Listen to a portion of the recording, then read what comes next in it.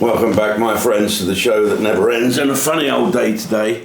I'll tell you about it in a second. But last night I was down at the King and Queen pub in the Hamble, my old stomping ground, to do the quiz. I do a little quiz down there to raise money for the lifeboat. And before you all go, oh, I don't give them any money, this is not the RNLI. This is an independent lifeboat run by a good bunch of guys down there on the River Hamble. And they've had lots and lots of call-outs, or shouts as they call it, to rescue people. They do a good job, and they're independent. I know that people are saying that I'm not going to give any money to the RNLI because all they do is bring in illegal immigrants. Well, what can you do? If the Coast Guard tells you to do something, you have to do it. You must, whoever there's danger of life at sea, you must take them to a safe haven, the nearest safe haven. France. Try that one, lads. Anyway, this is an independent lifeboat, and I've given myself a task and friends of raising £500,000 for a new lifeboat. There's a little inshore lifeboat with all the bells and whistles on it. Give myself 12 months to kickstart that. I wonder how people will react when I go around the country collecting in the buckets after the show. I mean, people in Doncaster saying, we want it for our lifeboat. Well, hang on, you might leave Doncaster in your rowing boat and end up in the Hamble and want rescuing, so that's the way forward. But the quiz was great fun last night, and there was one table that got every question right, all the songs right as well.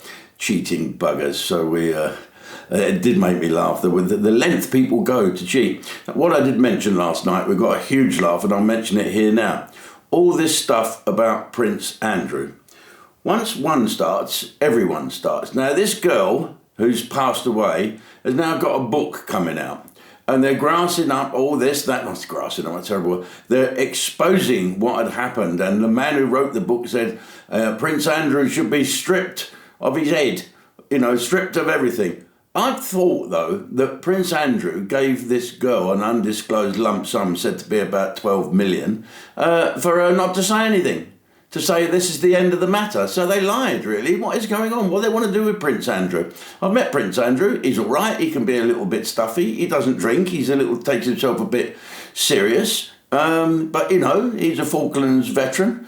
I found him a nice man. And to be frank, he allegedly, he's accused of making love to a 17-year-old girl. And in this country, that's not a minor. In America, well, they have different things. But, what is the point of being a prince if you can't fuck who you want? The whole idea of being a prince is that you can say over there, right, you two, go to my bedroom. Did you ever see The King and I, Baldy Albrinner? Right, you two, bring a friend, go. That's it. Marvellous. And I think they should leave him alone now because of, he's got that funny ginger Fergie who's wonderful, and the two children. Just leave him. Let him stay in that house so he doesn't pay any rent. Good luck to him. Good luck. Leave him alone. I'm not terrible, I know what I'm saying. It must be a terrible embarrassment to the king. I think the king is getting it from all over the place at the moment, isn't he? Well, plod on, sir. We'll keep buying your stamps. Now then, what else is happening? Isn't it about time that this mayor of London just packed his bags and buggered off? Him and that real lefty, rainbow-wearing head of the Metropolitan Police, I can't even say his name.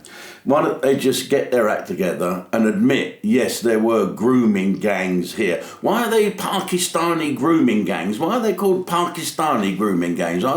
Is this the typical Muslim thing to do? I don't think it is, but if there was gangs that are raping young white women, it should never be covered up just for the sake of keeping the peace. We don't want to keep the peace. We want law and order in this fucking country. So anyway, my sister-in-law gave up the fight for cancer this morning at 5 to 7. My brother Bill called me. He's now not got a wife. He actually texted me a while ago and said I went to say goodbye to her before they took her off to the where you go. And I said, I'll come over tonight, Bill. He said, no, I want to be on my own. It's heartbreaking, isn't it? It is. It's just heartbreaking. And really, I couldn't even go and see my mum and dad when they were dying. I was just so frightened of it. But I went to see Billy. That was her name. And she looked as if she was ready to go. And now she's gone, leaving my brother Bill on his own. But he's a big, strong veteran, and he'll know how to take care of himself. And so, Billy, Safe journey to wherever you're going, up there on a cloud looking down at us.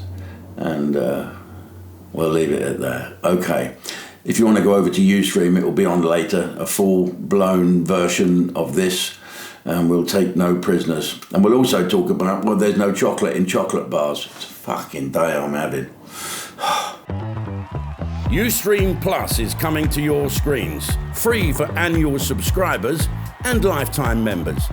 2 brand new channels, JD TV, Warts and All, and U-Boats, a look behind the boating industry's greatest craft. It's perfection. GT 2-door Cortina. Upgrade your subscription now and get Ustream Plus. Ustream Plus. It's got it all, plus a bit more.